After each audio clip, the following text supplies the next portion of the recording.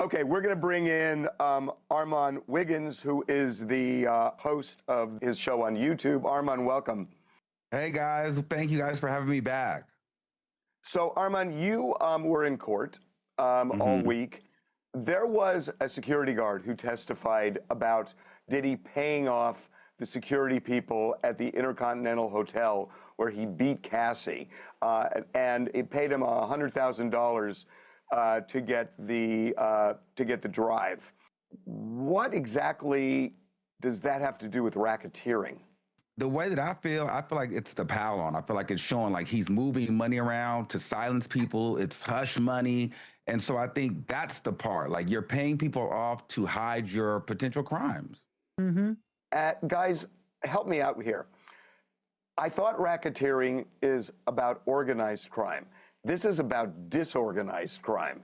This is Diddy going after a boyfriend of Cassie's. Diddy made headway this week? I feel like they did good with Bono. I think that they did good with showing the $100,000 payoff to me. I think that they did good showing the proof of the funds of $20,000 being deposited in his account and returned, things like that. I think that they did an amazing job with the audio and visual forensic analysts. When they showed the audio and video forensic, and they were proving that, hey, this file was corrupted, but it wasn't corrupted because of a said person corrupted the file. It was just because it was transferred over and downloaded. And in fact, this is actually what happened. I feel like the defense was trying to say, hey, it wasn't as bad as it seems. It just was sped up. And so when we saw it put together and he explained why frames were dropping and why timestamps weren't adding up, it was very clear that Diddy beat her and dragged her. And I think the most important part for the people that didn't really want to understand the forensics of it all, the strategy in every time we talk about it, just in case you think you might be getting headway, Diddy, we're going to play this video back and remind everybody that's emotionally charged that you yanked and grabbed and kicked this woman. So whether, everybody's not a lawyer, everybody doesn't care about legal jargon, everybody up there in the jury is not worried about that. They're going to make their decision based off their feelings too. So you see that girl get yoked up, kicked, stepped on, you're going to be like, that dude's a monster, put him away. And I think that they did a great job by keep presenting that to everyone today.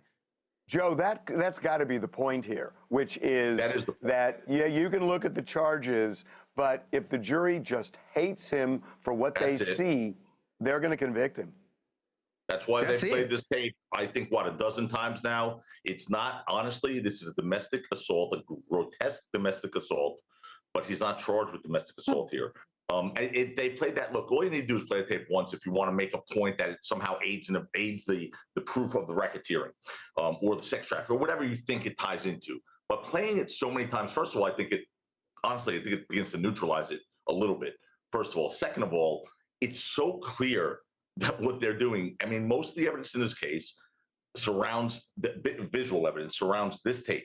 Now they have a guy to break down the tape. I mean, we saw the tape once, twice, 5 times. It's the same thing. Whatever angles you're looking at, he's a horrific guy. Hey, Joe, some additional value of the tape? I'm saying, I think this tape is them trying to do exactly what I said they're going to do from the get-go. We know what you're saying, Joe. I just want to ask, can I ask you something? Can I ask you a question?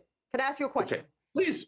Is it possible? Thank you, Dave. Is it possible that the tape also goes to prove those on the jury that might be thinking like you and Bill Maher, she could have left? Are they showing the tape to show what happens when she tries to leave, when she grabs her shit and tries to discreetly sneak out of the hotel room, and she gets yoked up, as Armon said, kicked in the damn back, messed up, beat up, and horrified? Could it be going to show that? Ebony, yes, it could be to show that. And that's what they will argue. That I don't know if this was during a freak off or not. That's the one thing that's still a little... It was, okay. So that's Ebony, you're 100% right. That's what they're going to argue. But wait, Joe, are you saying I know a little bit about the law too?